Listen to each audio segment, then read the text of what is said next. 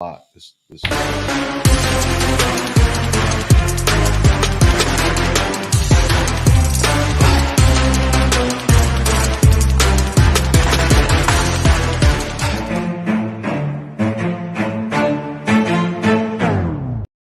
Good morning, ladies and gentlemen. Welcome to another episode of the Chop Sports Daily, coming to you live from the Flipping Made Easy studio right here in Matawan, New Jersey. It is Sturch, it is Gooch, chopping it up from the Cabinet Creation Sports Desk. Nick behind the glass again. Big day for Nick because, tomorrow's really your big day. That's the NHL free agency start, so that's a big thing. And yes, we got plenty of news to talk about tomorrow. I got it all in my rundown. When you record your show, you can talk all about NHL free agency, which is great. Anyway, I do want to preface this, and I did not tell you about this, Nick. I'll just do it later on in the show when we're closing. As we wrap up, we have a debut of a little bit of a jingle that a friend of the show / associate producer / I don't even know what to call him at this point, Casey Hammond. We're going to call him a contributor. I like that. He came up with something because of the conversation that we once upon a time about Jake Paul and Mike Tyson. Casey was in music, so he decided to put together a little song. So we're going to jam out to that at the end of the show today. So it'll be the debut. So I bet you guys are all really, really excited about that. We're going to jam out. We're going to jam out. Dude, you don't understand. I'm trying very hard to be on the positive side of things today. Once again, and I know Optimum doesn't have any representatives watching right now, so I can say whatever I want. You guys are an abomination when it comes to just service. And I even said to him, I was like, well, how do they promote that they're the number one requested internet? And he was like, I'm the number one podcaster in New Jersey. There, I just said it. I was like, well, you got a good point. They could just say whatever they want. I got some kind of ear thing going on today. Can't really hear. It's as if I have like earphones on, but I don't. So I'm thinking it has something to do with the old pool. Maybe I did a little too much swimming over the weekend, but anyway, feeling a lot better than I felt yesterday. I literally have to step out. I was like, I'm gonna heel over, and I don't know Dave why. Lost his ball sack yesterday. Yes, around the it turned 11-minute into a mark vagina, and and I was like, do the reads and maybe even do the whole show. Actually, tomorrow you won't be in the house. You have obligations to get to. So as of right now, I'm a solo show tomorrow. I did ask Scoop, who is a former, not a former, but like a contributor to the network many times. He says he got drunk in Boston all weekend, so he's a little backed up as far as his work is concerned. So I don't know if he's going to be able to join me. If not, boy, oh boy, I'm running the show by myself because homeboy over here will be producing, and maybe I'll have Madison on.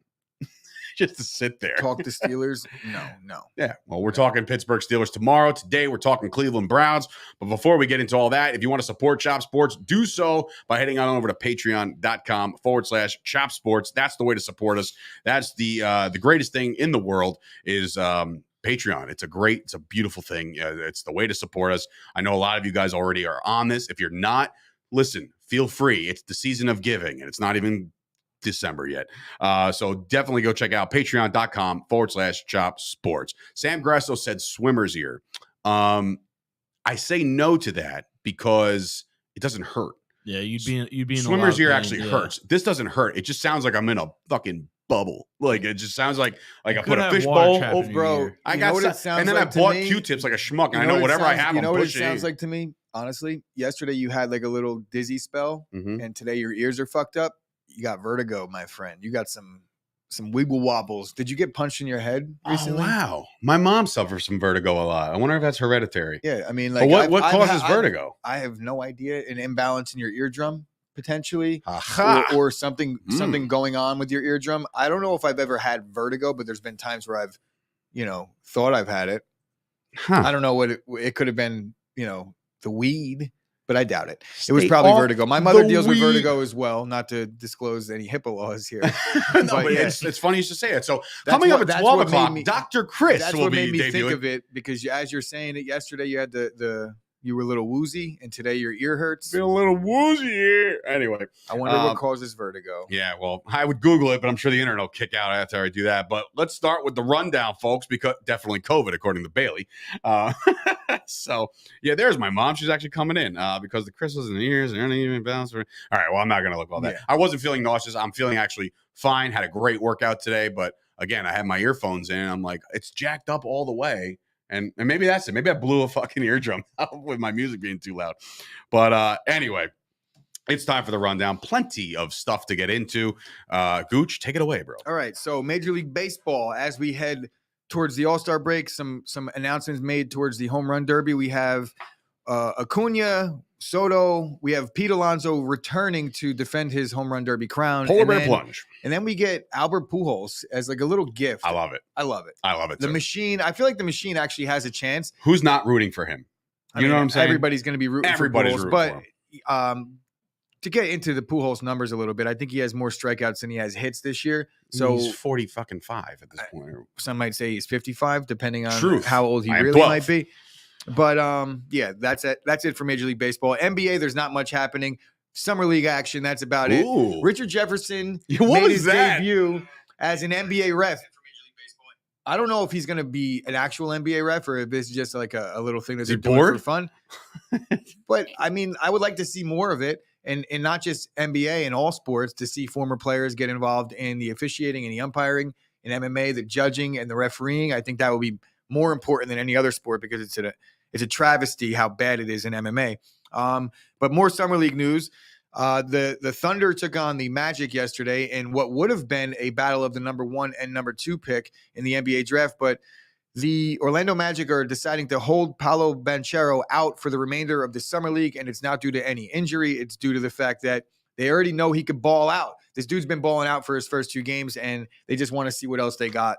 There's no need to see this guy anymore. They know that he's ready to go. So in that game, Chet Holmgren did power the Thunder. He had a double-double, 16 and 10. Power the Thunder. Was that on purpose? It was not. Okay.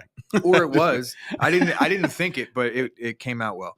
All right. So ESPN conducts a survey polling execs, players, coaches, and scouts for the top 10 players at every position.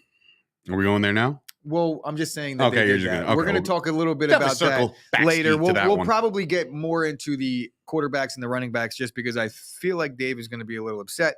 The Steelers are changing the name of Heinz Field. It is now going to be the Acrisure Stadium, which is what it is. Yeah, but the only cool, funny part was McAfee yesterday. He's like, good luck drunk saying that on a broadcast. Yeah. So Joe Buck, don't give Joe Buck or Troy Aikman any of the Pittsburgh Steelers games. You think they're drunk when they're doing it? Do you think they ever indulge? You don't know the story? No, what story? They get hammered, bro. Like Joe Buck openly talked about being hammered on air. Tequila. Oh, interesting. Okay. Tequila. Yeah, there's some glaring omissions that I'm feeling like Dave's not going to be a little upset about. So as we all know, today is the Cleveland Browns episode. You saw the thumbnail. So we're going to break down the Cleveland Browns. Hopefully we get the ruling live on our show because the ruling for the Deshaun Watson hearing is supposed to have been decided as of yesterday. And I don't know if they've decided that because that's not news. This was reported 2 weeks ago that July 11th was the date. Yeah, I'm looking now. That date came and went, and there is no news. So really, it's hard to determine what's going to happen with the Browns season. So ideally, it will come down very soon. If not, I don't know what to talk about. Right.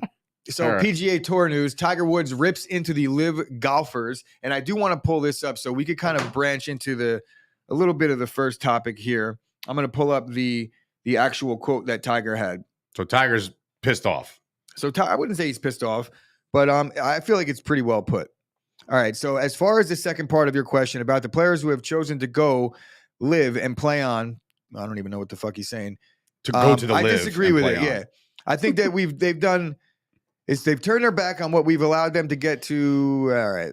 You know what? I'm just not Biggie Nug. The reson why this is not on a graphic. Tiger, you went to Stanford, bro. You can't write. What the fuck is going on? Either that or I can't read. No, it's very small. I tried to put this on a graphic. Guys, Google it. Tiger fucking ripped the live.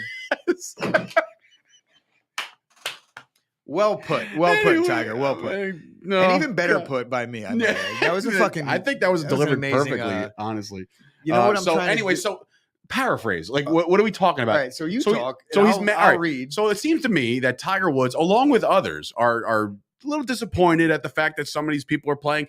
There's a couple of golfers out there are actually openly talking about the fact that they hope that none of these LIV players win this thing going forward. You know what I mean? Like, so Clearly, it's like, all right, they're against it. Paraphrase. Fine, they're against it. I'll paraphrase. Go on.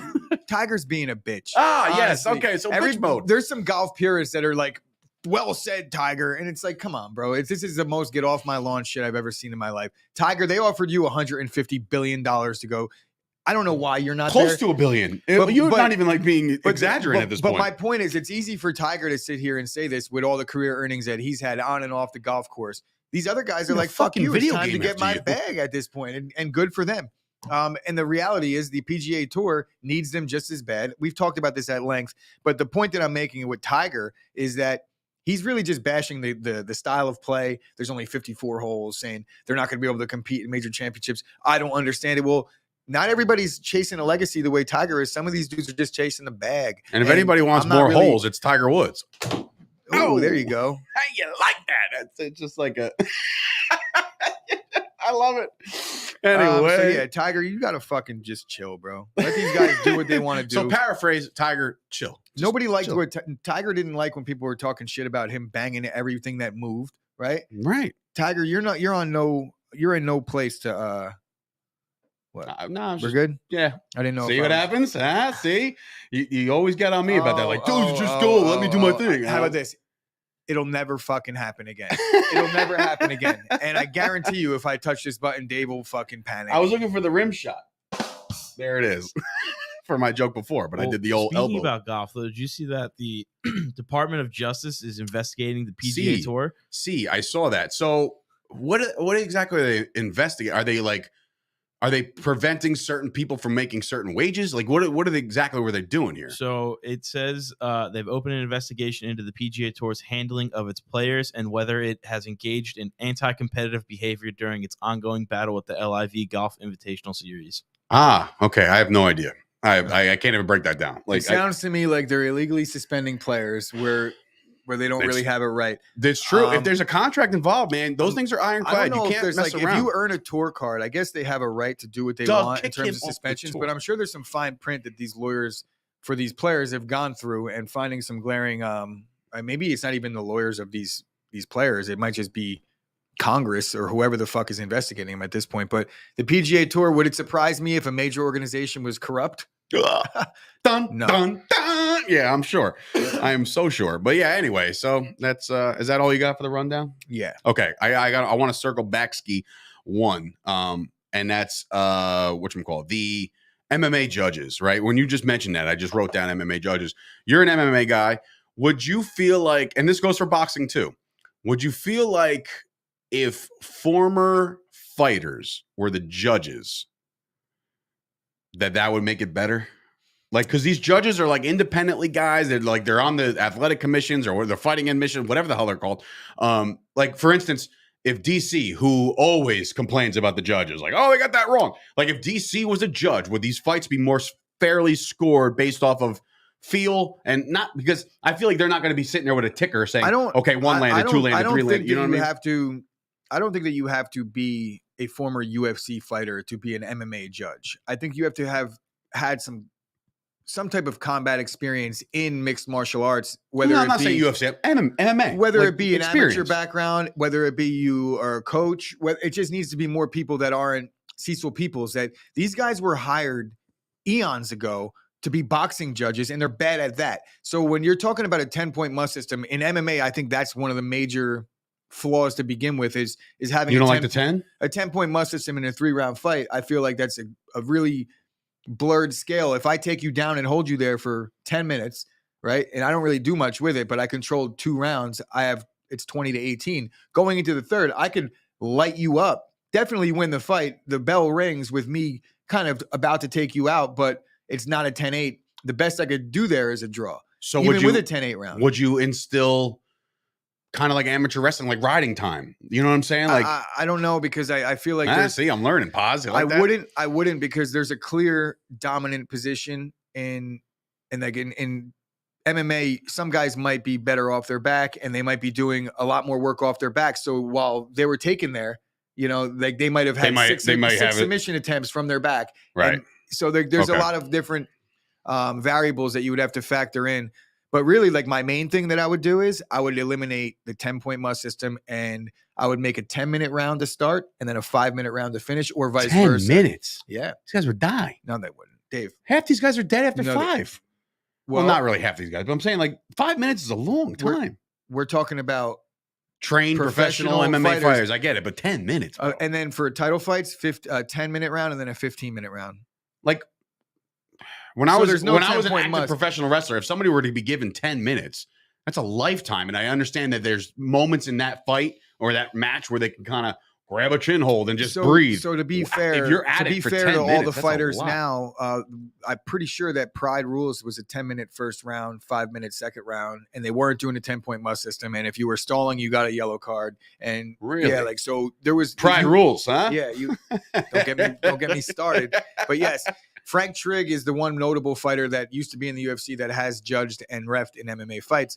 But like I said, I don't think it needs to be the stars of the sport. I also think that when you're talking about a guy like DC, I think the one problem that you might run into, he's drunk all the time. That too. Specifically when you're talking about guys that are at the top, is that they have a lot of guys underneath them that are on their team or that they may have trained with in the past, and you could have some affiliations. Dude, that's so funny. Casey comes in. The problem with former fighters judging is that there may be some subconscious allegiance to certain people they might have. They may know a fighter because they go to the same fight camp and whatnot. Well, when we're factoring in, factoring shit like that in, I'm more so talking about refs than judging at this point. Okay. I think that the judging should be done by verdict MMA. It's on point every single time. Almost let the internet judge. So it's like almost like taking the human. Well, it's still a human because I also think that they should do live judging, or where it's like if you're down. So like it's plain as day. I think most of these fighters, when they go into 3rd or 5th rounds, they know like, all right, I gotta knock this guy out. You judge the fight, and then you have to submit your round as it happens. Oh. Right? So like the Letterman scorecard, when that comes in as the next round starts, you already know have to submit it guy's got. Because when we're talking about allegiances with former fighters, who's to say that there's not an allegiance with a ref? Very true. Like we're talking about a human element here that can't be eradicated. You have to just at some point or another put faith in that this person's going to walk the line, right? Rings true across the board. I feel like at least with fighters, it's a little bit easier to do a little background, see where they've trained. See if they've had any affiliation. Good point. And you could kind of just take them out off the card in that regard. Good point. I like it. All right. Well, that was my roundabout thing. But let's get back to the ESPN stuff, because ESPN does this every year. No fault of their own. This is the time to do it. They rank their position players today. Bro, full disclosure, if I had access to 50 NFL scouts, coaches, execs, and players, I would poll them as well. Correct. And you know what? They can go to 32 GMs and 18 friends. And one of those friends is not going to be Matthew Berry. Crazy, right? That was a little.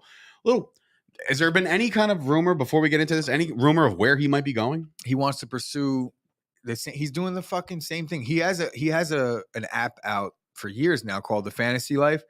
It's not really that great. I mean, I've definitely gotten information from it and here and there. It was a lot better a couple years ago when it was a little more innovative. I wonder if he thinks that let's just call it how he is. Like McAfee cashed the fuck in on FanDuel. Matt Berry can be like, hey, DraftKings. Matthew Berry built fantasy sports on ESPN, largely fantasy football, like 15 years ago. So what I'm saying is he could probably go very solo venture here. He's made a job out of it, and I want to make my announcement. I too am leaving ESPN fantasy football app for Sleeper. I'm not sure where you're going, Matt, but I'm on Sleeper app this year. I'm off fantasy football on ESPN. I'm off all ESPN fantasy baseball is no good either. I don't like that either. I haven't messed around with the Sleeper app yet, but I will. Sleeper app on baseball, but they only offer right as of now football and basketball. They want to make sure they're perfected at it, because sometimes it looks like it's thrown together. I saw a video the other day. They ranked like Yahoo at number 2 as far as like best fantasy site ever. Yahoo.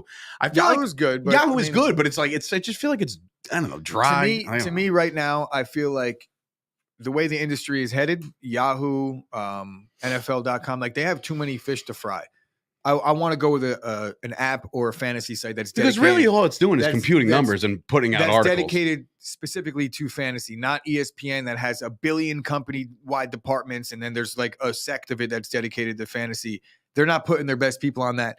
But if you go to the Sleeper app, they have only people that are worrying about fantasy sports and making the site innovative and modifying it. Like running a dynasty league on Sleeper app is far and away better than anything I've done. Can't wait. Outside of CBS, but CBS costs like $200. That's the best. So ESPN puts out their rankings. Today they've dropped the running backs or their quote rushers.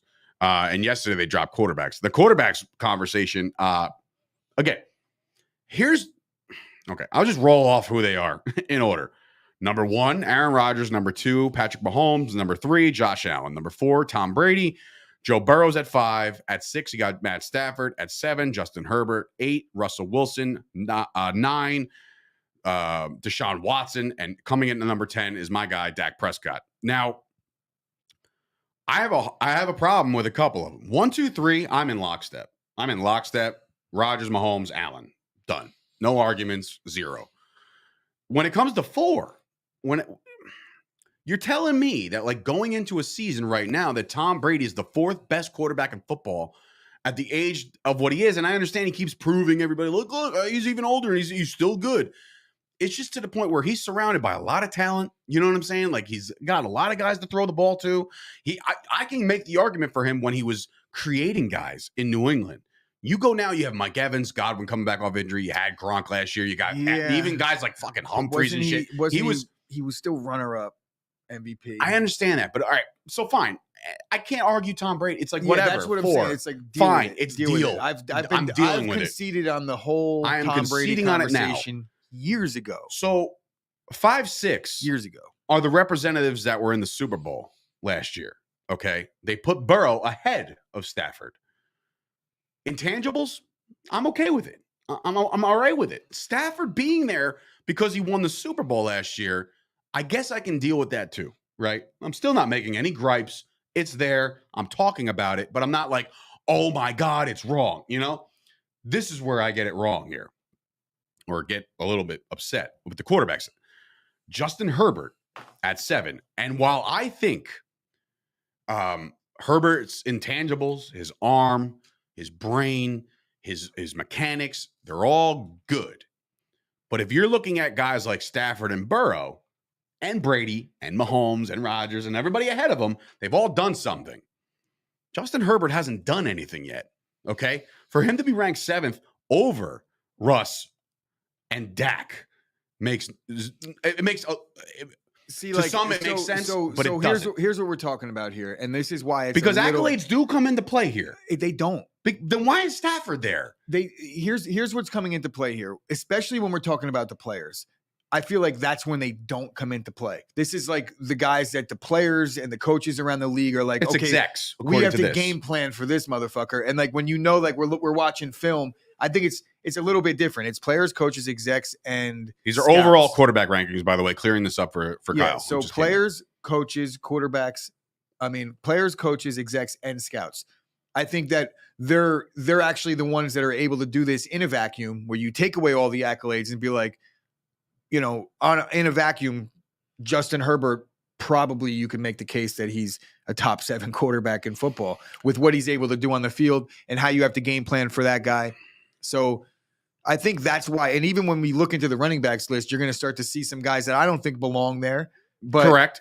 But it's like the way they get the respect of their peers. And I think that's what we're talking about. And we'll get into that in a second, because there is a couple of the cases where I look at some of these running backs. I'm like, whoa, hold on. You know what I mean? But like based off of the quarterbacks, Dak Prescott last year, going into last year for this execs thing, was 7th. I think he stays put at 7. When you talk to me and you tell me as a Cowboys guy, as a guy who covers the team, as a guy who does the media or with the Cowboys and a super fan, right? Dak Prescott's top 10 quarterback in the league. I'm okay with that. I'm done. I'm like, oh, you know what? There's 32 of you mother effers. So I'm cool with it. So like I could make the case that you could put a Derek Carr in the Dak conversation, right? I would put Carr 10th, right? And then you have, for me to put Justin Herbert over these other guys, he's had to show me something. All he's shown me is a lot of stats, and that's cool. But you haven't won any big games yet for me to say like, oh, you're the number 7 quarterback in football. Justin right now. Herbert has balled out in his rookie year. And I just said he's got stats. I'm not saying he doesn't. But like for me, for last year, remember, this is going into this year, Gooch. So why is Deshaun Watson on this list? Like that I don't know. Like he didn't play last year. He might not play this year. So why are we even considering him a top 10 quarterback in football? This is how we're talking about the way the players and the scouts feel about these guys. And I don't think I think it's talent, it's intangibles, it's all those things combined. And then in some cases, it's even accolades. When we're talking about Brady, I feel like his accolades vault him to fourth because it's like, yeah, Brady might be this, might be that. But like every single player in the NFL, when they're playing against Tom Brady, every coach, every scout, every exec, they're in the huddle on defense. And it's like, it's Tom Brady. Yeah. So, and that's why like he's that there. Factor puts Brady there. Deal. Right. But for me, Dak Prescott, as long ago as it feels, he has won a playoff game, a big playoff game against Russell Wilson and the Seattle Seahawks, right? So, like, I'm thinking, all right, then Dak, I'm with you at 7, and then behind you, you could put the Herberts of the world. Russ, again, if this is going into this year, you look at Russ last year, banged up, right? We get it, banged up. But even when he was back in the lineups, I'm not high on wasn't. Russ. He wasn't the same Russell Wilson. So how are these NFL execs coming out and saying, "Yeah, Russ is definitely better than Dak"? Like, but how? I don't see how you could sit here and say that Dak is better than Russ either, though. They're not. It's like, to me, it's like we're gonna find out this year who's the better quarterback this season. Russell Wilson has had clearly way more success than Dak, right? You would agree to that. He won the damn thing. I would say that he did win one. The right? one reason why you said Dak was 7th and this year he's 10th, right?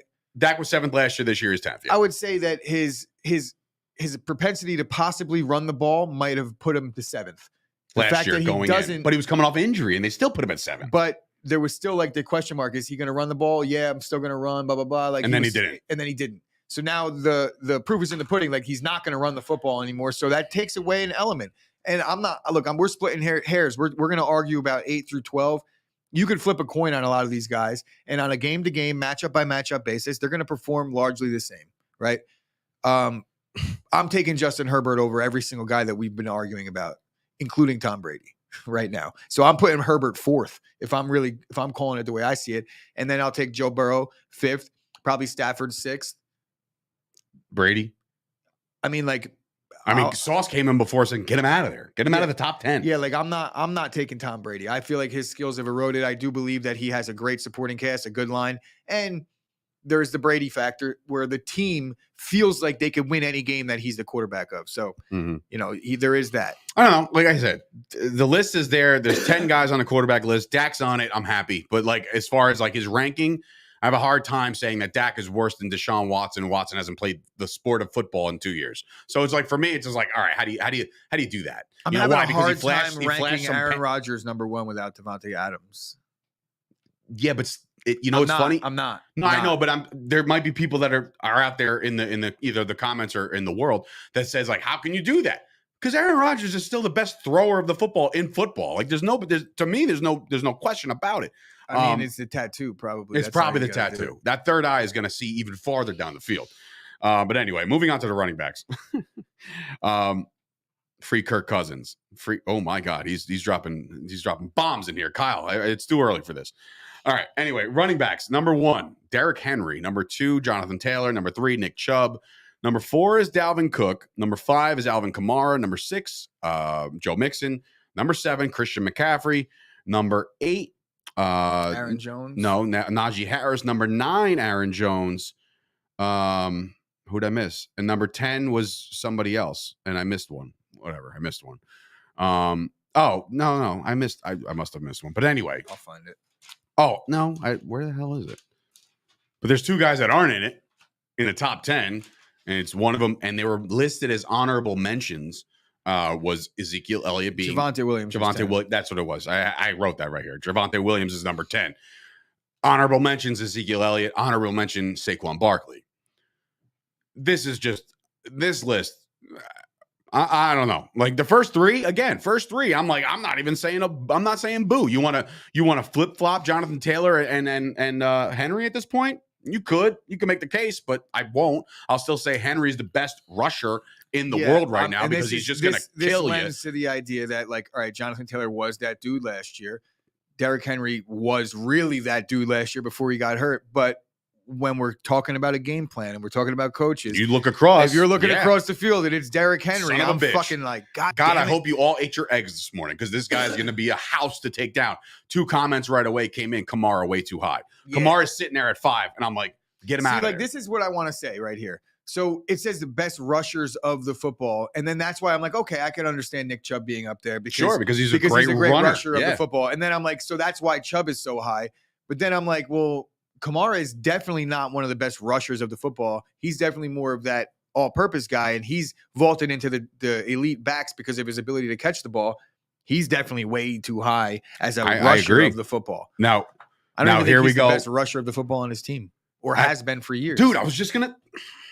Same. It's like we've been doing this for a little while. I was going to say he's not the best runner of the football on his team right now. Ingram is that guy still. Yes. Tony Jones. Oh, him too. I mean, Jones has a lot to prove, but I was talking about Ingram. Yeah. Being a good rusher. But anyway. Ingram and Zeke Kamara are fucking neck and neck for pass blocking. Best pass blockers in football. Kamara is way too high. Dalvin Cook, I can even give the nod to him because he's that dude. And even Madison is a fantastic supplemental back.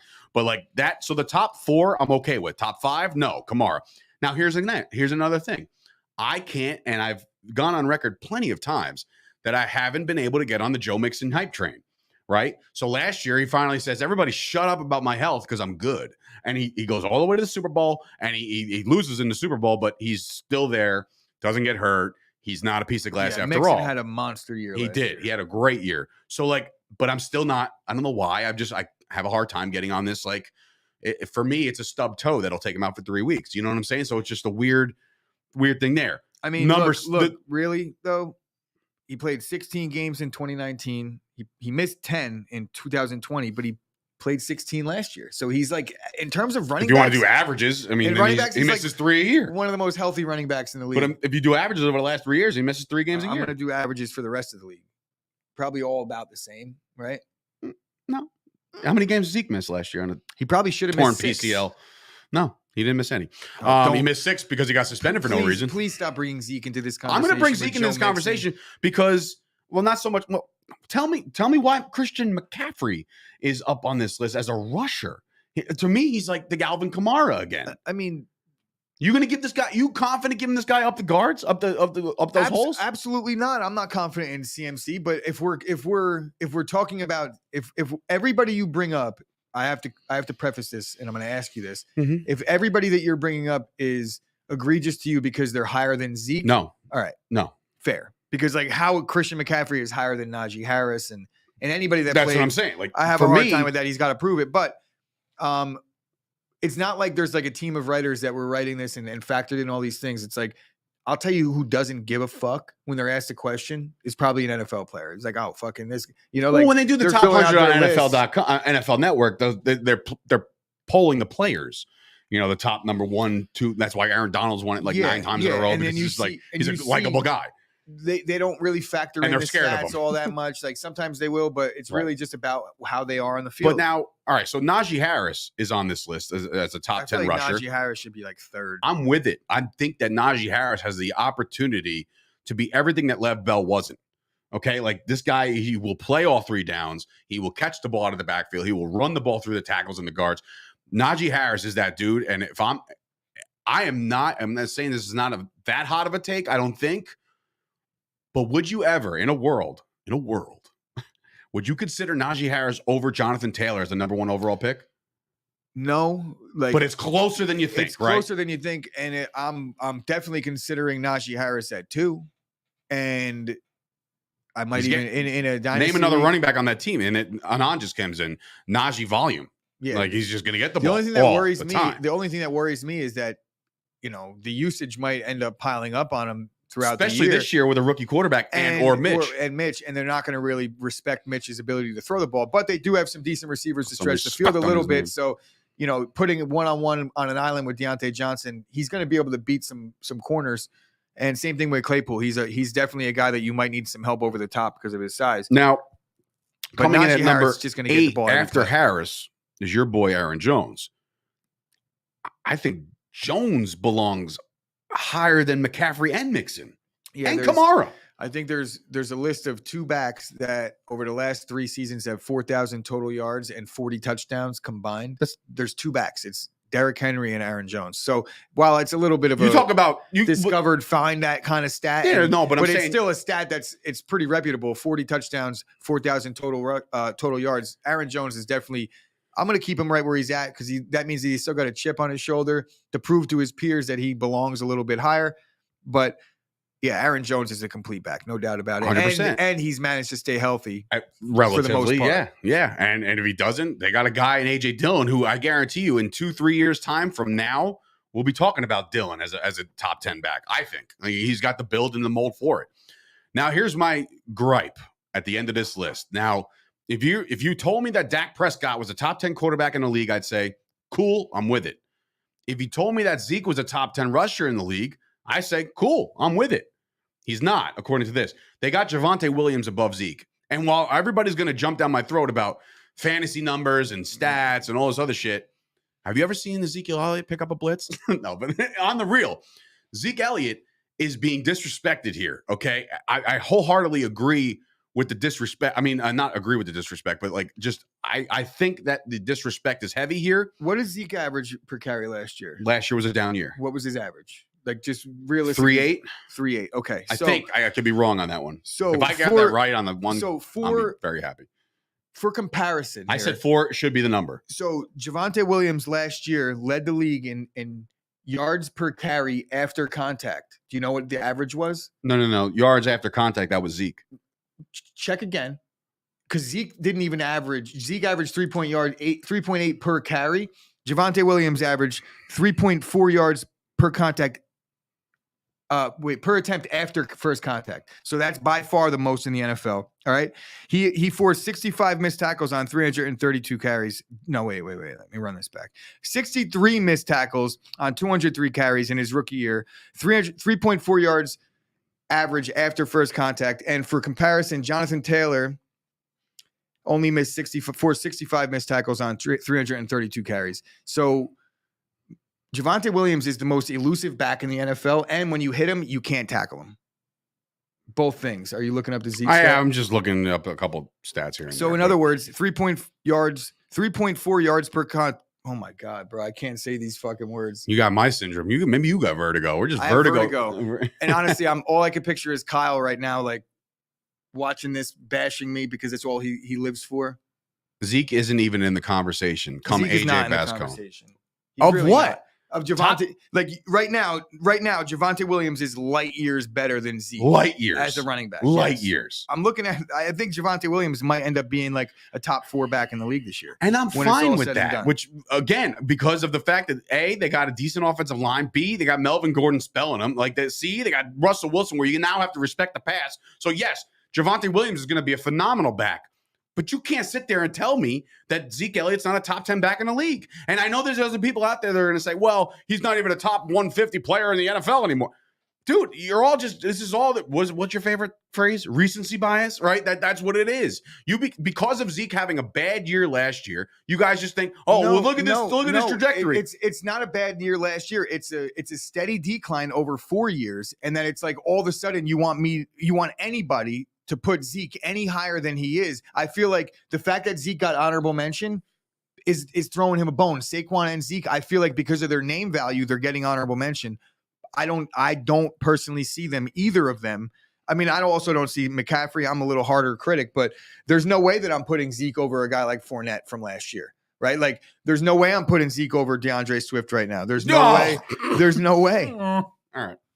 This conversation will probably go in circles, so I'll like tap out because I know I know what I know about these guys, and again, you're never gonna hear me say like, Zeke's top 5. Like, he's not anymore. We get that. Same thing with Dak. Oh, he's top 5 until he wins something big. He's not. But I'm not gonna sit here and have the Javonte Williams of the world because of the hype that he's presented after 1 year of football that he's gonna be a better rusher than Zeke. Forget it. So you're all going to be eating your words in November, so I'm cool with it. That's fine. I'm cool with it. Mark it now. July 12th, November. You're all Zeke's having a fucking year. What words am I going to be eating that Zeke has more has a better year than Javonte Williams? Yeah. Wow, you said that very reluctantly. Yeah. No. I'm saying like I'm with it. I'm with it. Is there any stakes here? We don't have to bet money because that would be ridiculous because I'm not going to give you the odds that it would take. But I don't need odds or anything like that. I just think Zeke, everybody, you know what's funny? Last year, your boy made a $200 bet with me. No, listen, hear me out. I'm not saying you. Don't sit here and put me on the, like, and no, but I'm Saquon saying, and like, Zeke are the same as far as, like, no, they're not. Going Clearly. into last year, they're not even close going to into being the last same. year, they were both touted and neither of them lived up to it. I'm not sitting here saying that I'm making a bet with Saquon. I'm saying they're not in the Javonte same Williams conversation anymore. So me making a Javonte Williams bet is not even close to the Saquon and Zeke bet you made last year. Not even close. You just said they're the same. No, I'm saying that those two going into last year, that was like a fair bet. And now they're no longer the same. Okay, but we're not comparing them. That's you, right? They're both honorable mention. The only comparison that I'm saying is that I don't think either of them deserves it. I'm saying that Javonte Williams is definitely going to have a better season than Zeke. And I think that you know that for a fact. Well, if I just said that Zeke is going to have a better year, then I don't know how I know that for a fact. Okay, so then let's bet. What do you want to bet? You want to do the bet that you did last year? What, $200? I'll do $20. Oh, okay, done. How about this? Entry into the Dynasty League is $50. Well, then you mean next year? Because yeah. No, this year. How would it be this year? Oh, you mean by the end of the year? We won't pay originally. No, we'll just pay, but then I'll pay you the $50. It's $50. That Zeke Elliott has more what? All purpose or rushing? You pick. All purpose. All right. Done. That's done. Not a chance. Wow, this is great. I'm going to play a Dynasty League for free this year. That's so much fun. I'm so excited. Anyway, we do want to bring up. No, I got no odds here. Kyle, maybe you would be proud of me after all. I really do want to read this stat so bad and get it right. What stat are we talking? Oh, where is it? Screw your stat. Anyway, are you guys worried that you're going to run out of money by any chance when it comes to retirement? I know Zeke won't because he's got paid more money than God at this point to be a running back in the NFL, or how you'll pay for long-term health care if needed. Will your family be okay? Stop worrying. Start planning. A comprehensive retirement plan gives you security and greater control of your money. Michael Fusco can help with that. As president of the Fusco Insurance Agency, Michael can work with you to create a comprehensive retirement plan. He'll explore using life insurance and annuities to help you build a more secure future so you worry a little bit less now. Call right now, 718-701-5787 to schedule your complimentary consultation. 718-701-5787. Guarantees and protections are subject to the claims paying ability of the issuing company. Some insurance policies are not available in all states, and if you have a FICO score of 540 and above, you can start offering your customers and clients financing up to $300 or starting at $300 with a 540 FICO score or above. Go check out more of this stuff because Michael Fusco has a million things right now. PrestigeTaxFinancing.com.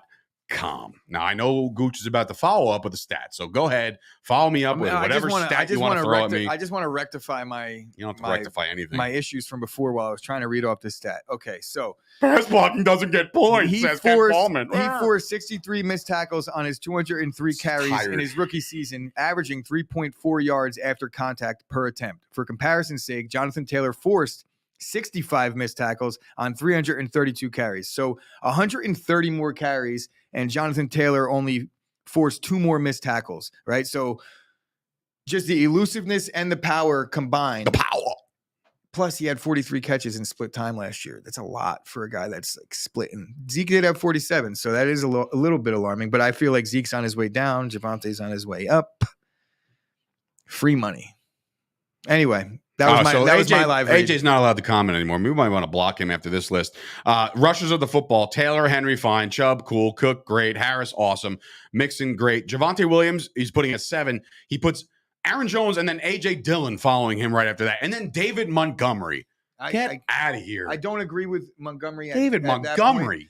But Montgomery, just because you got him on your hype train doesn't put him in the top 10 of rushers in the NFL. Line is going to be a rough situation for Chicago this year. Right. That's what I'm saying. You can't look at the Chicago Bears like anybody on that offense is worth even mentioning at this point. It's going to be bad news. They will be sitting here in January on the clock.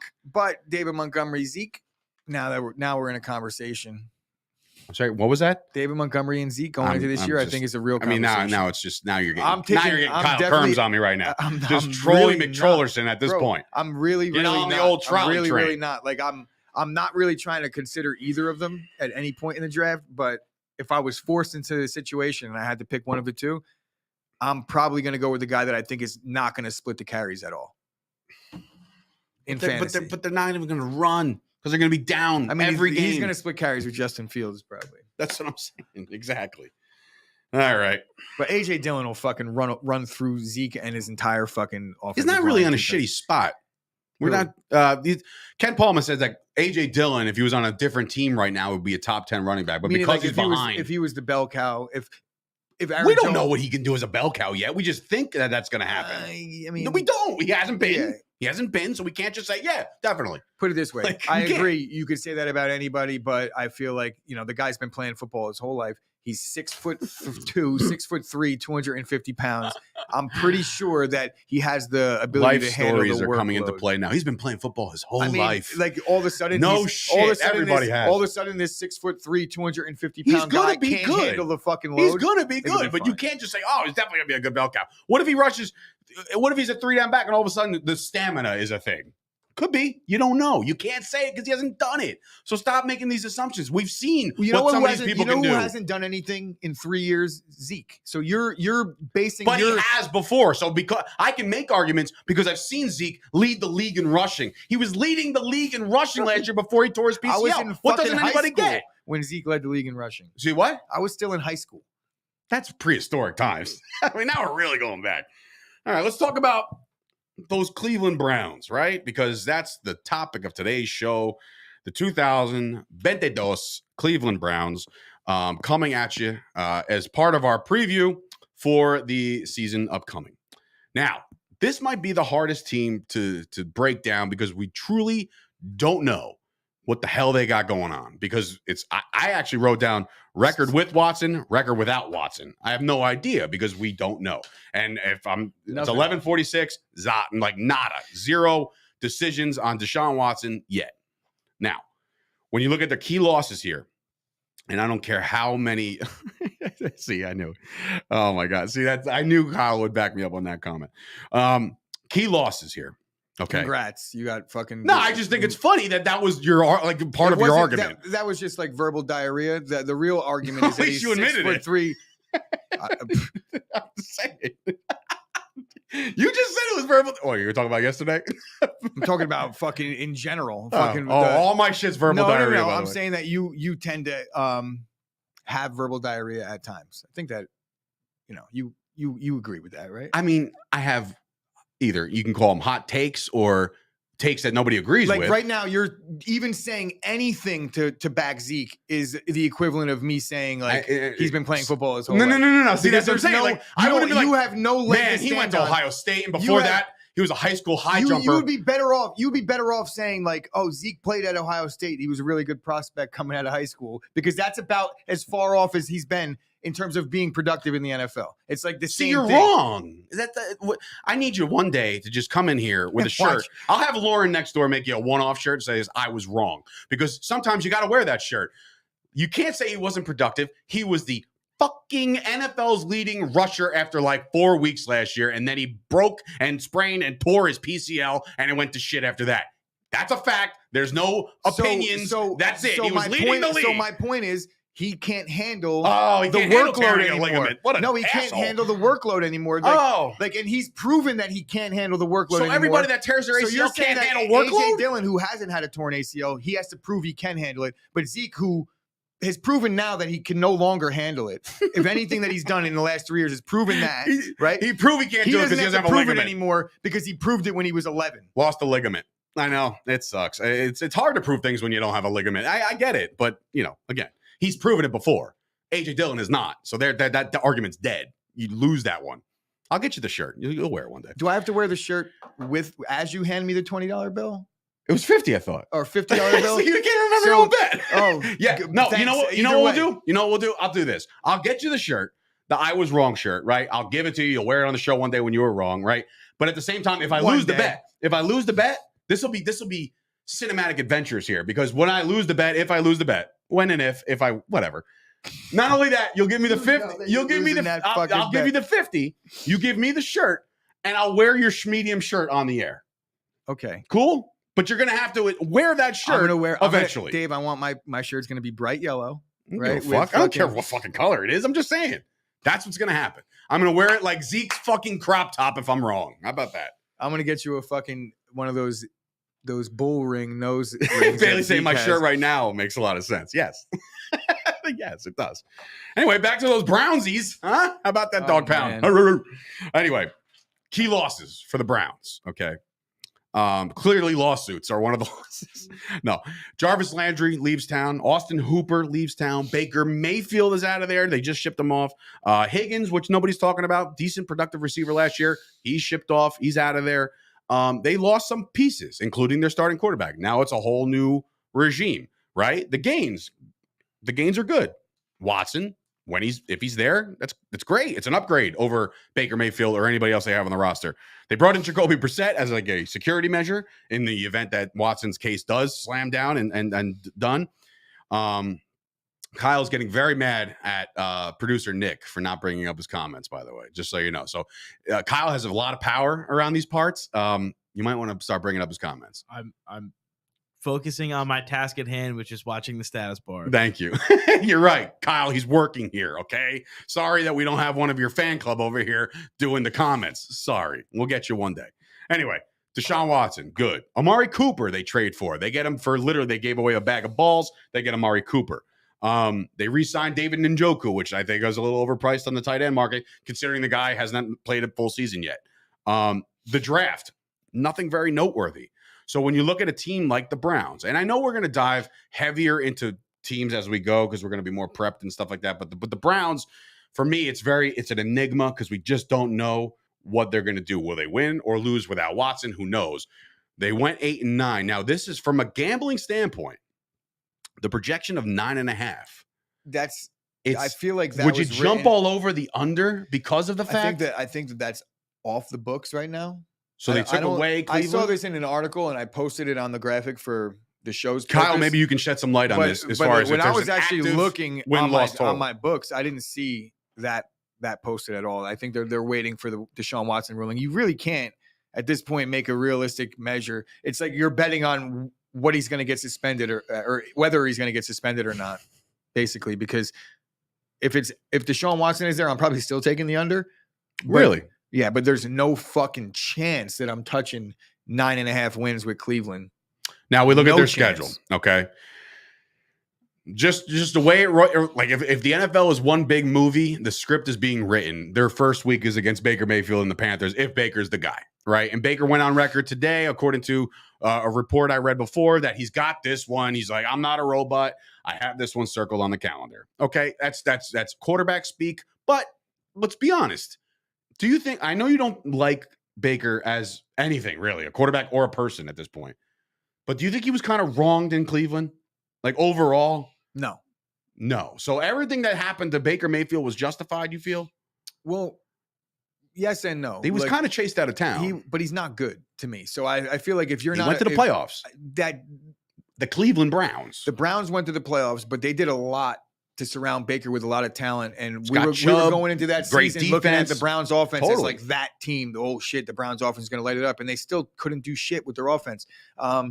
We've been hearing about the Browns defense even more so for the last 2 or 3 years as potentially cracking into like the top 5 unit. And this is just not just fantasy, but just in the NFL. And they finish middle of the pack, if not lower than middle of the pack.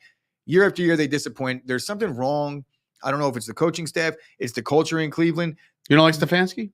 I mean, I need to see more. 20-15. That's been a really good roster, and they haven't really done. Is it though? I mean, the defense has always been touted as good, but as the offense, you just said it. Has the offense ever went into a season where like, wow, be careful? I just said it. They did. Yeah, when they had Baker, Jarvis Landry, Odell, like they had the Njoku situation. I remember going into that year being like, Cleveland's offense is loaded up. They now just got to put it together. On top of that, the offensive line is there. They have a really good offensive line. They traded one piece to the Giants, and he didn't pan out. Zeitler. Either way, like the offensive line for Cleveland has been really good. They've been able to run the ball effectively for the last 2 or 3 years, and that's, to me, been the key to their success, more so than Baker Mayfield. I don't think he's been wronged because I could point to facts of like just the infighting with his teammates. Now Cleveland is coming out and saying like Baker pretty much sucked The locker room was divided since he got there. I posted a video on my story yesterday. I did see that. Where if you needed a reason to hate somebody new today and you don't hate Baker Mayfield, just go on my story and watch Content the Chris 10-second on video. Instagram. It's actually not that. It's Chris Gucci. Oh, man. On Instagram. Imagine having 2 accounts. Imagine using one of them. I don't even use any of them. But go on. And if you need a reason to hate somebody and you don't hate Baker Mayfield yet, just watch that video because his little dance that he does where he's like moving around a fake nothing. I don't even know. Then he dabs at the end. Here's the thing. I just want to. I don't know if that's him though. You know, like maybe it's like the producer of that commercial is like, hey man, do this dance. No. That wasn't a commercial. That was just Baker, him dancing. That was Baker like doing like a media event after practice. So does he fall into the? He falls into the Mahomes. Nobody went to Baker Mayfield's birthday party. No question about it. You know, for a guy that doesn't like the movie Draft Day, you sure as hell make references to it. We're talking about the Browns here. If Sonny was the GM, I use this to reference why I think Baker doesn't get why I think Baker sucks. Okay. Nobody on his team likes him. And we'll talk about more about Baker when we get to the Panthers. You don't need everybody on your team to like you, but if you're the quarterback, you have to have people liking you. They have to at least want to follow you into battle. I think that they're like, yo, we're down 20. Let's let him get lit up. Like nobody gives a fuck about Baker. Anyway, will Baker still be doing progressive commercials is the real question. Not sure. I feel like his sponsor deals are about to run dry too. I think there was a meme yesterday where it was like Baker Mayfield was in front of the Carolina Stadium and the quote was, hey, Progressive, I'm here now. You know, when do you want to like do our first spot? And it said like Progressive blocked them. Yeah. And then I saw the one where it was like, this is all about Baker now. The new commercial where it's Baker Mayfield showing up at his new house in Carolina, and then Deshaun Watson showing up and having to report on the sex offender list to his new house in Cleveland. That's really good too. All right, so back to the Browns at Carolina. They are going to get memed the fuck up. Oh, I know. Year. No Absolutely. Carolina and Cleveland. I'm here to tell you, memed up. I don't care who the quarterback is week 1. Could be Deshaun Watson, Jacoby Brissett. I even think they have Dobbs on their roster too. Josh Dobbs he's been on every team. Baker Mayfield's winning week 1. The Carolina Panthers are winning that game in Carolina behind Baker Mayfield, 1,000%. That's I think that Denzel Ward is going to pick Baker Mayfield off mid-third quarter for the dagger. Could happen. Run it back, and they're going to. And if Baker can't play from behind, we'll see. But anyway, after Christian McCaffrey will be hurt by the end of the first snap. First week is Carolina. Then they go back home. They finally home opener against the Jets, and then the Steelers. And then they go at Atlanta. So again, I've been breaking these in like 4s. It makes it easier. At Carolina, home against the Jets, home against the Steelers, at Atlanta. I'm not hard pressed to say that they go 1-3 in their first 4. But it's hard for me. Well, I want to say even with Watson because the Steelers, I feel like I don't know. You just have the Jets beating everybody, don't you? Jets are going 17-0. Right, because according to this, they're 2-0 at least. Yes, I said, yeah. Jets, I'm on the Jets hype train, boy. Get along for the ride, bro. It's gonna be fun this year. North better fear the Jets this year, according to Dave. Bro, throwing bombs, banging moms. Zach Wilson, the GOAT. Okay, I'm with it. Anyway, so I got him 1-3 possibly in the first 4. If you want to give him 2-2 and you beat the Jets or whatever, great. Then 2-2. That's whatever. Then they got the Chargers and the Patriots, 5-6. That's not easy. I think the Patriots do fall off a little bit. Then they go at Baltimore. Here comes some of the division games after the Steelers. At Baltimore, home against the Bengals. So, like, find the wins in the first 8, Gooch. Okay? So, I'll give them the Atlanta game, the Patriots game, and that's it. That's it. That's it. Give me a 2-6 start for the Cleveland Browns. This is going to be tough sledding, man. Do through 8 games is 4-4. They can do better, but I don't think they're gonna. I don't know. Especially, I would imagine that first 8-game stretch. Who are they beating? They'll beat the Jets. According to you, you would have to imagine at least 6 of those games are going to be without Watson. Just realistically speaking, potentially more, potentially maybe the whole season. Potentially the whole season, but like we're just going to add for this show's purposes, we're going to call it a 6-game suspension, right? So that means that he would come back for the Ravens game. McKenzie. He would come back for the Baltimore. They could beat Atlanta, but at the same time, can they? You know, Atlanta's defense, their secondary is really good. That's the one thing that they could do well. I think that they are going to maybe struggle to stop Cleveland from running the football, but Cleveland's going to have real trouble moving the ball against Atlanta through the air. Kyle's coming in about the Browns defense. When the Browns defense was healthy, they were number 1 rush defense, number 7 pass defense. Don't sleep on the dog pound. And he said, put that comment up, either Nick or Mackenzie. And Mackenzie doesn't exist. It's definitely Madison, I'm sure he's referring to. But there it was. It gets up. It gets some airtime, Kyle. But you got him at a potential 4-4. I got him a little bit less than that. And I'm hard pressed to say like, with Watson or without. Like, I don't know. How good can this Browns team be even with Deshaun Watson? I have no idea. The defense, Kyle's talking about the defense, but I know that they were finished around. I'm talking from fantasy perspective here, and I know that doesn't always translate, but they were like 24th ranked fantasy defense last year. Like I said, it doesn't always translate, but no. Come on, the defense that it doesn't in regards to the numbers it's letting players up. that they have on that defense, you would expect them to be able to play better and put it together better for the entire season. Injuries happen with everybody, Kyle. So when they weren't healthy last year, what was their defense ranked? You know, they had 4 games last year in fantasy where they got 0 or negative points. With the NFL, all right. So with the NFL, you say 6. I think let's just say Chargers the NFL dropped like a 40 burger on them too. They did, right? That was a big blowout. Great defenses don't give up. And 40. the Jets beat the Bengals. Oh no, that was the wrong team. I'm thinking about the Bengals now. So now would the NFL do this again? Conduct policy. 6 games is usually the first go, right? Maybe they suspend him for 8, right? Which is relatively of an old schedule. It's half the year, right? So if that's the case, then they go on their bye week 9. A debut could happen in Miami for Deshaun Watson if he comes back at all, right? Miami, Bills, Tampa. Find me the win out of those 3. That game's in Miami, and that game's in Buffalo. There's none there. I think the Browns are in for it. I really do. And while I don't know, man. Yeah. Going into the backstretch, there's also another little, script of a story. He goes back to Houston, week 13. Deshaun Watson, if he's playing. So again, this team's very hard. Pretty sure he's got warrants out there. He might he might want to lay low. He might have to. Then he's got. But listen, if you want to give him a win in the return, right? Great if he's there. Then you got the Bengals, the Ravens, the football team, or whatever the fuck they're called, the Commodores, the Commanders, and the Steelers. Listen, truth be told, I'm going to give him a range because I don't know about the Watson shit, but I don't see Cleveland winning more than 6 games this year. And that might be pushing it. A 6-11 finish for them, which obviously is smashing the under. I don't know, man. The defense is good. Don't get me wrong. And on paper, it's great. Myles Garrett's great. Denzel Ward, one of the better corners in the league. Greedy, great. Or going to be great at least. The defense is good. But the NFL, it's cosmic shift of needing offensive firepower. It's an offensive-driven league. And if Watson isn't there, and even if he is, I don't know, man. This schedule is not favorable. The schedule for the Cleveland is Browns. Tough, but I think within their division, the Ravens and the Steelers, they're going to play similar styles of football that Cleveland does. So I think that they're going to be able to be in all those games, and it's going to be telling to see who could come out on top.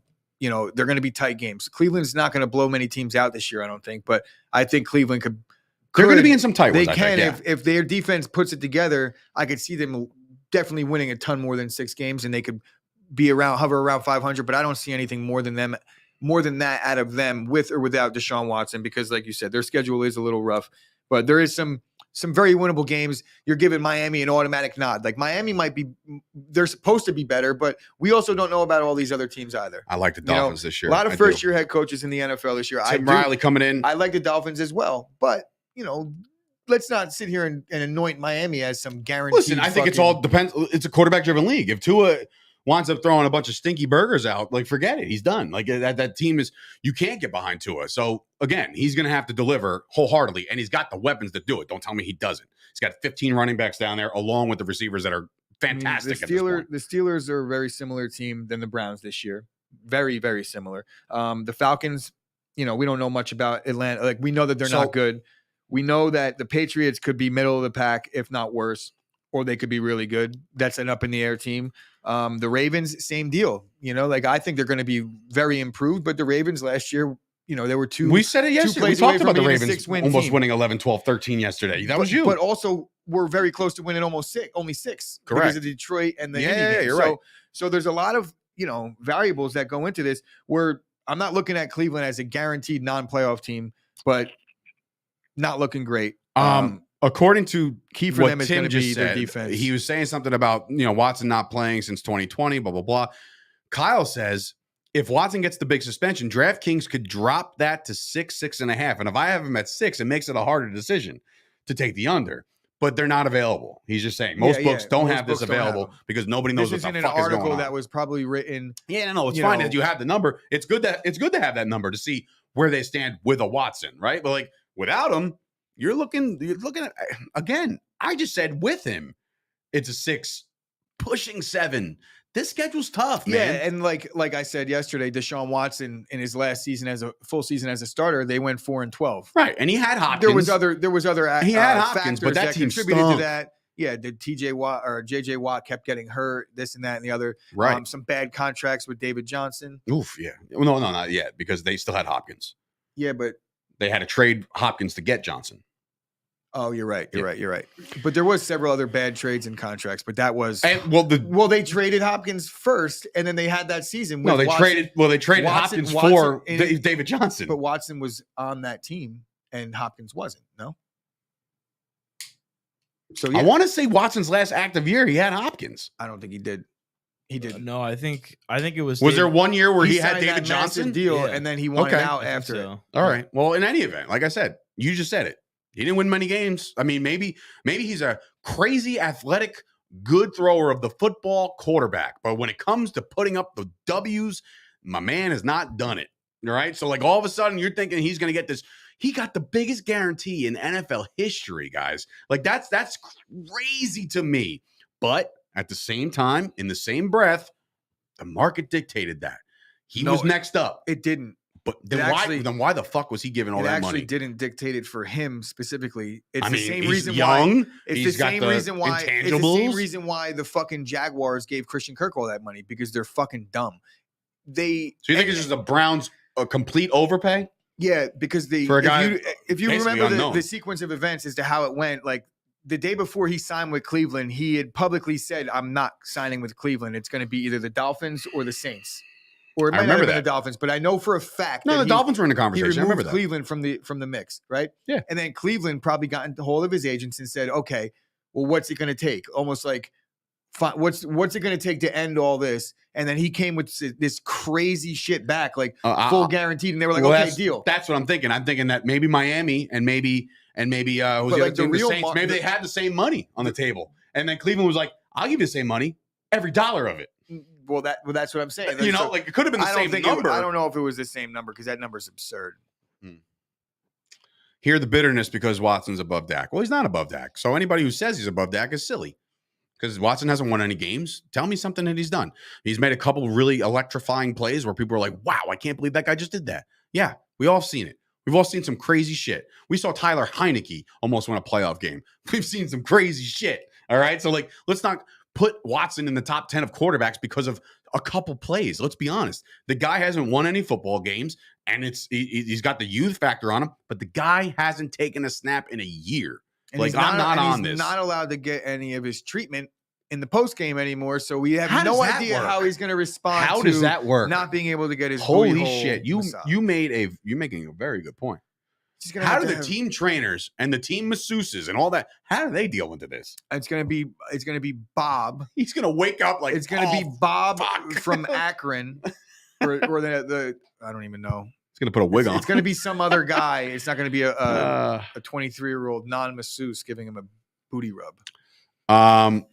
Kyle said FanDuel has that 10-win stuff. Oh, so I think FanDuel has a 10-win. Will they win 10 wins? Or will they get 10 wins? And there's a yes or no option. But you can only choose yes. Wow. How is that even? You tell me I don't have an option? Well, you do have an option to just not bet it. Right? Yeah, exactly. If you're trying to look for a puncher's chance. But even, what was the odds? I think somebody just put it. Plus 110? 115. Not worth it for me. Okay, you can only say yes. What do you think? What do you think? What do you think's the smarter bet? Do not touch it. To the Browns over 10 wins, or Zeke Elliott having more total yards. Go back there. I was feeling good. We were vibing. Things were going well. Like we had breakfast. Oh man, long-term investment. I'm glad you feel that way, and that's fine. It's gonna be fun. What a fun NFL season Are upcoming. you worried man. about running out of money? Just talk shit about Zeke and then make a crazy bet with Dave that he's guaranteed to lose. Oh man. And then call Michael Fusco. Randy Watson? What is that? Am I missing something here? Ladies and gentlemen, Randy Watson. Is Randy some type of like molesty kind of name? I don't know. That one I'm missing. But anyway. That's crazy though. This is a great comment. Of course not. It's what FanDuel's saying, quote, we're cool if you want to bet Cleveland win 10 games, whether they have Watson or not. We're cool with that. But other than that, you can't really bet them. But like, you know what's funny? I wonder if the Cleveland Browns must be taking off everything. Ask the prop beaver. Maybe he can shed some light on this. Can you bet certain prop bets with other players?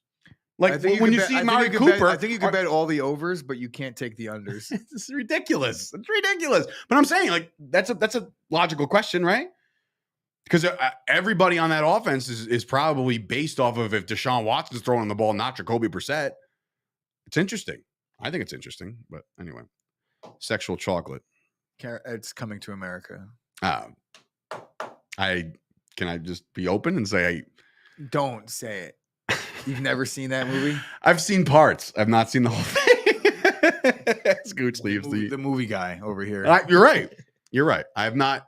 Eddie Murphy. I understand Eddie Murphy's in it, and the other guy, James Earl Jones. I get it. That era of Eddie Murphy movies. Did you see the second one? Have you? No. Would you see the second one? No. So, did you see Beverly Hills Cop? No. Oh my God, bro. I see good movies like Tommy Boy over and over and over. Yeah, we get it.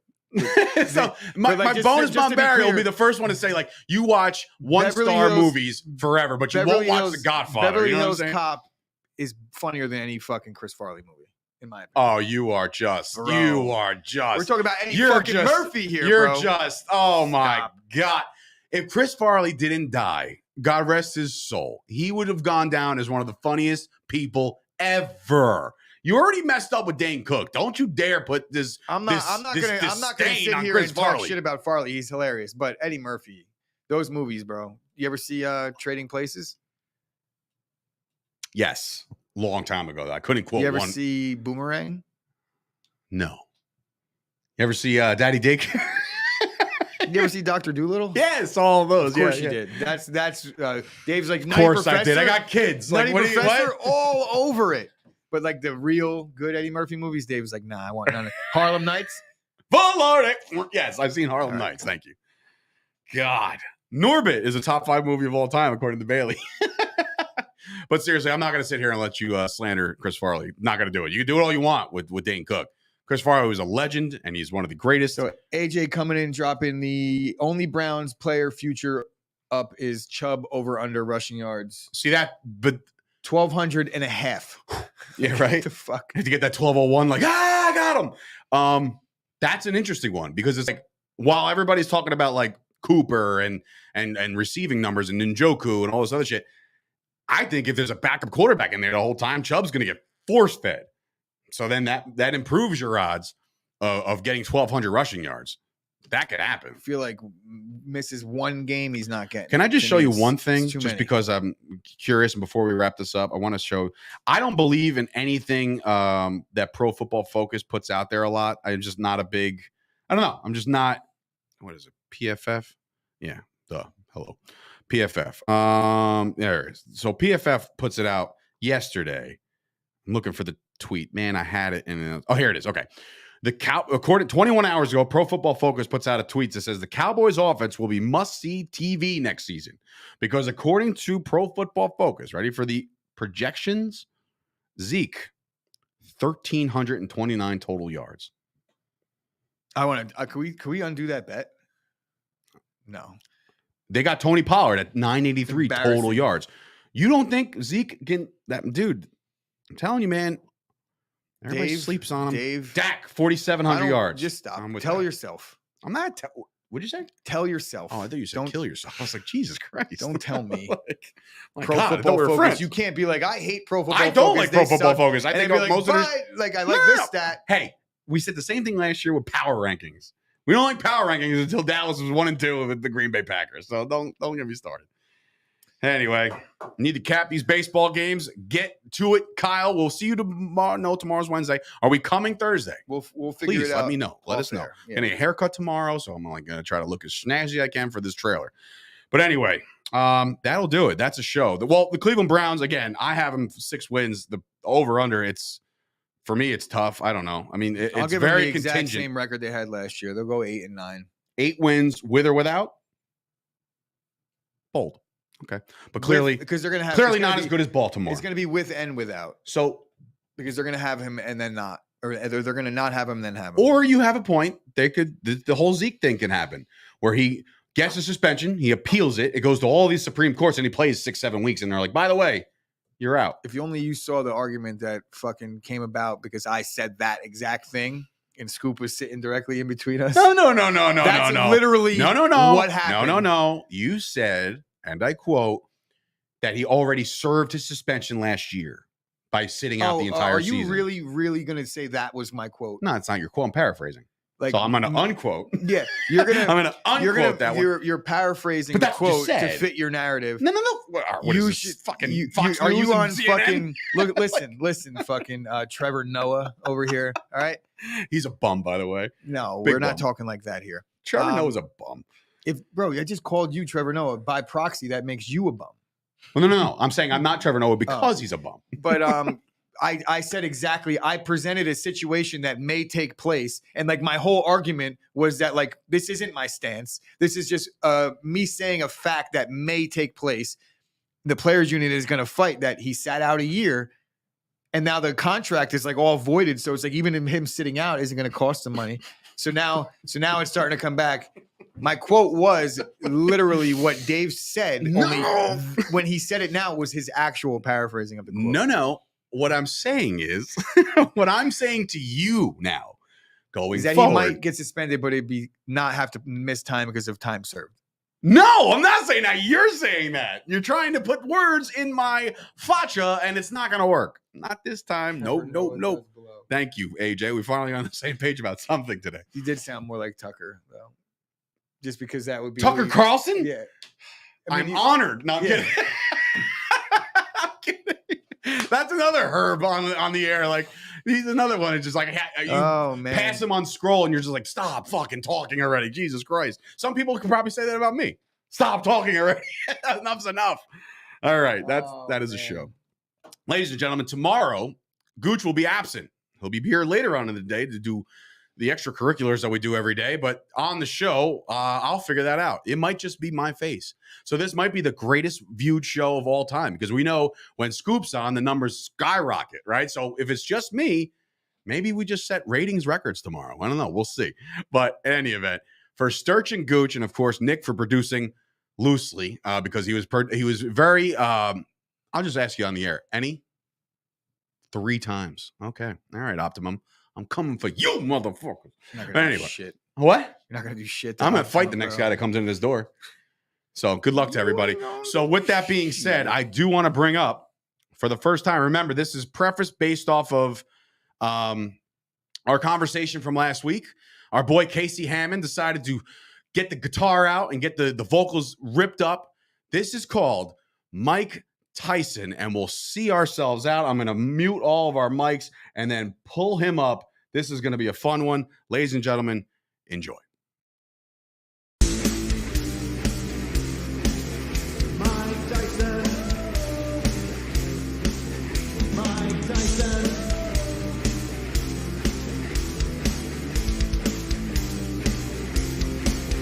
Mike Tyson, come back and fuck up Jake Paul. Mike Tyson, come back.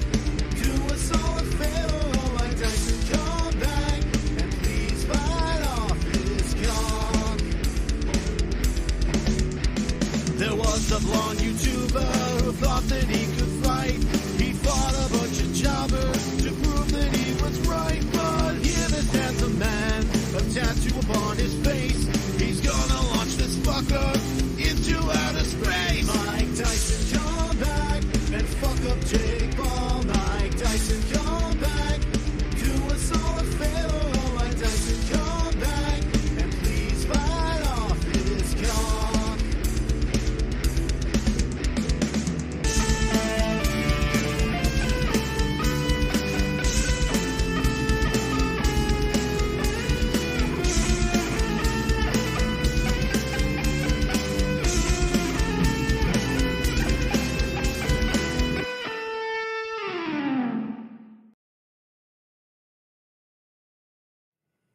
Good end. Thank you, Cleveland. Now you can end the broadcast. Congratulations. Good hit. Hit #1 hit single on iTunes.